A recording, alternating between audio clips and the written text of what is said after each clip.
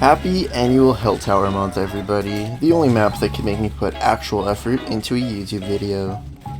But really, this is probably my favorite TF2 map of all time. The sheer density of rare high moments to be had is just unmatched, even by bad water. It fixes every possible shortcoming in Hightower as a map, and the spells actually enhance it and don't make the gameplay too chaotic. Plus, the secret sauce, my playstyle that is fine-tuned to take full advantage of every single inch of this map, but we'll get to that. It all just makes for the most perfect spell DM map possible. Boasting an extra spawn gate, perfect for getting that round-winning spell off as your team is being spawn camped above you. An easy on the eyes color palette overhaul just oozing with that Scream Fortress charm. New high ground spots to stand on. Timer-based bridges incorporating the entire map for rare spell rewards. And best of all, the end of round team deathmatch and airshot hell. Oh, and you can do this? Oh, okay, I'll take it. And yes, I'll be the first to admit, my playstyle on this map can be very AIDS to play against, but unfortunately, it's just stupidly OP and the most fun I've had in this game. Thanks entirely to this perfect storm of a map. You can jump to or camp pretty much any part of it with the sticky jumper, including the sky, thanks to the iconic tower, my beloved. But I'll get to my playstyle in a bit. First, what makes this version so much better?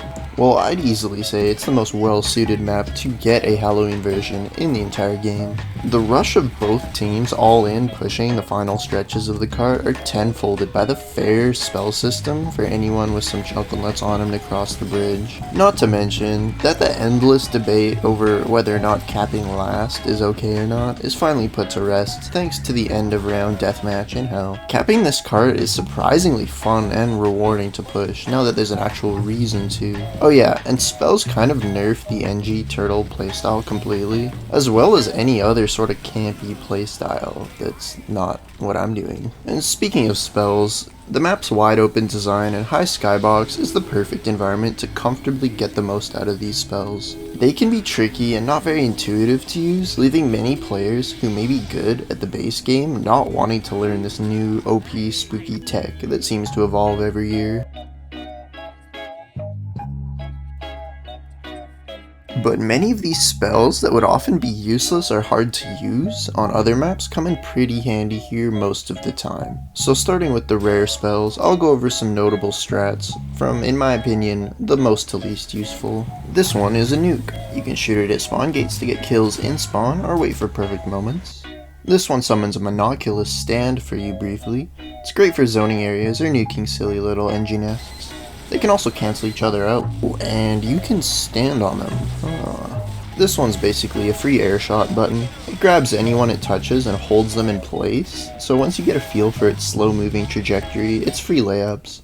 This one tickles random passerbys. It's pretty funny to throw near respawn gates, as the skeletons will go inside the spawn of the other team, and it also could lock the spawn gate if you throw it right. It can get stuck. The skeletons do 30 damage per hit, and they last 30 seconds after the spell is cast. Just don't throw them too close to a wall, otherwise some of the skeletons might not spawn. And I totally lied about the order of these. This one turns you into Fortnite baby in creative mode, and it's the best.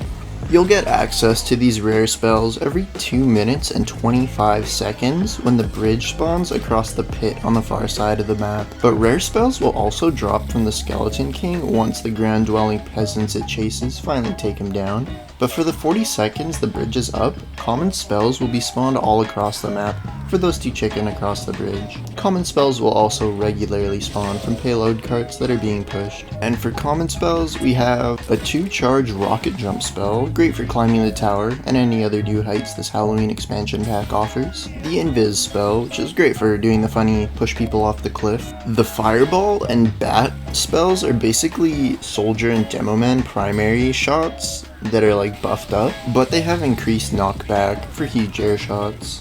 A Hightower exclusive spell. It's basically an ender pearl. It's really useful for climbing the tower, getting behind people. The overheal spell, ubering you and nearby allies for a few seconds, as well as healing you quickly, up to double your max health. And then probably the least useful spell is the pumpkin bombs. The map is very wide open, so it's really easy to counter it by just going around it or shooting it. And now that the stage has kind of been set, I'll get into the playstyle that is true goblin mode.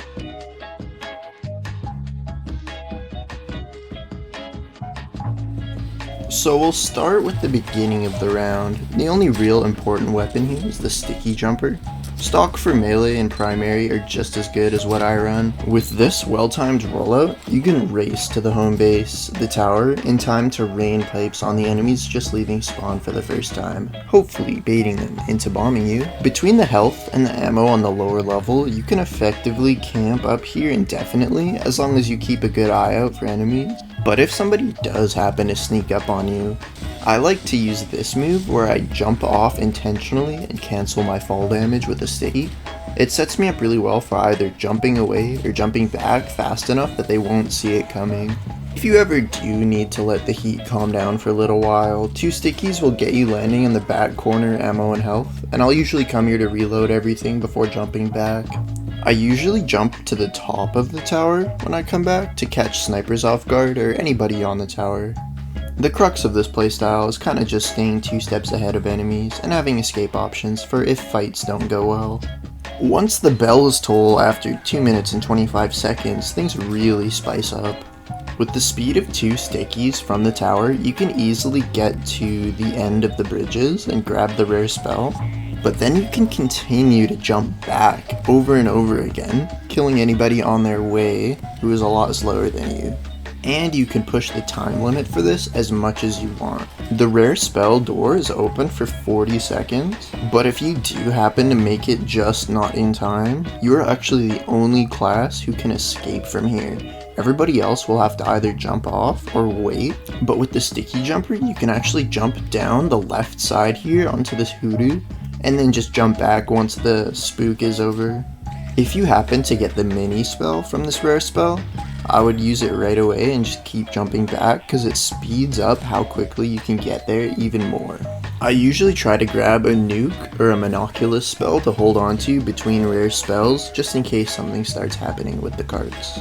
So this is the general gist of it all. Using the jumper is the key to making it all work.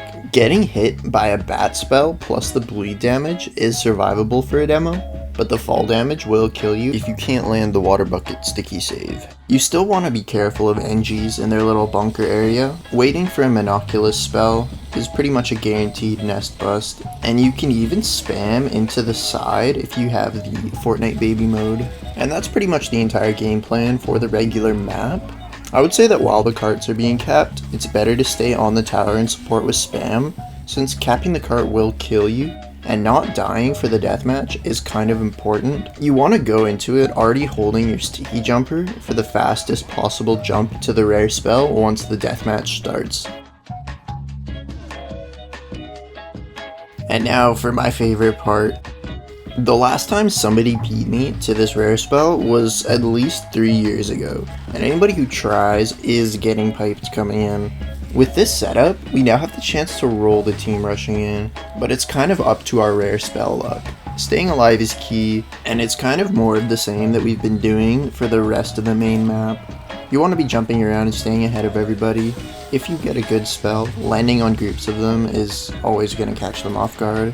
There is a timer cooldown on the last that you cap to win this mode, and if you go past this electric gate looking thing, you will start to take damage until it opens. So landing back here with a rare spell as it opens, if your team is lost and the other team is waiting there, you can roll them and they will never see it coming. But jumping back for the rare spell before the last is capped is always something that only you can do.